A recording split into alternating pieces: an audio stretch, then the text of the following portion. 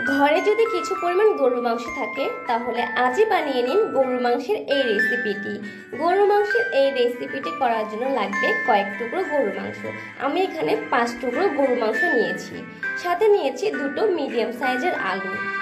একটি হাঁড়িতে মাংসগুলো দিয়ে দিব, সাথে দিব 1 চামচ আদা ও রসুন বাটা, 2টো দারচিনি ও 1টি সাদা এলাচ, সামান্য পরিমাণ হলুদ গুঁড়ো ও সামান্য একটু লবণ দিয়ে দিব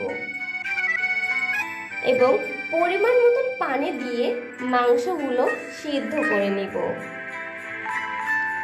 আপনারা চাইলে এখানে রান্না মাংস ব্যবহার করতে পারেন। আলুগুলোকে গ্রেটারের সাহায্যে গ্রেট করে নিব।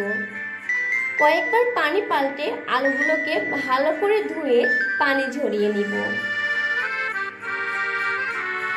মাংসগুলো সিদ্ধ হয়ে গেলে উঠিয়ে ঠান্ডা করে নিব। কাঁটা চামচ বা হাতের সাহায্যে মাংসগুলো ঝুরি করে নিব। চুলায় কড়াই গরম করে তেল গরম করে নিব। তেলটা গরম হয়ে আসলে দিয়ে দেব পেঁয়াজ কুচি, সাথে দেব কিছু কাঁচামরিচ। পেঁয়াজ ও কাঁচামরিচ ভেজে নিব। পেঁয়াজ ও কাঁচামরিচগুলোকে হালকা গোল্ডেন ব্রাউন করে ভেজে নিব।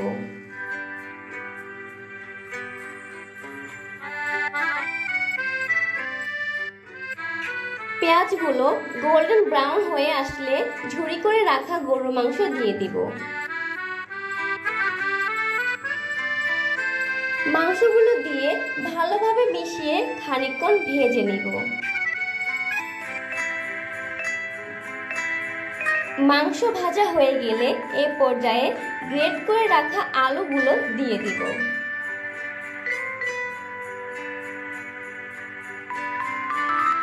সবগুলো উপকরণ একসাথে ভালো করে মিশিয়ে নিব।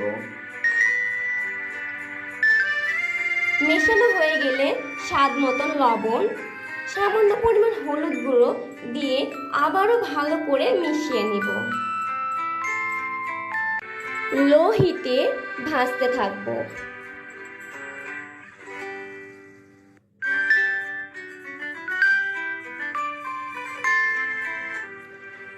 গোল্ডেন ব্রাউন কালার না আসা পর্যন্ত ভাজতে থাকবো।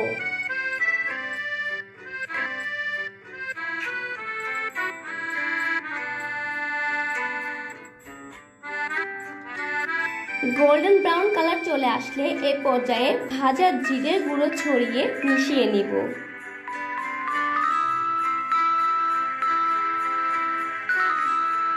ভাজা জিরে গুঁড়ো ছড়িয়ে নিলেই হয়ে গেল আজকের রেসিপি গরুর মাংসের আলু ভাজি।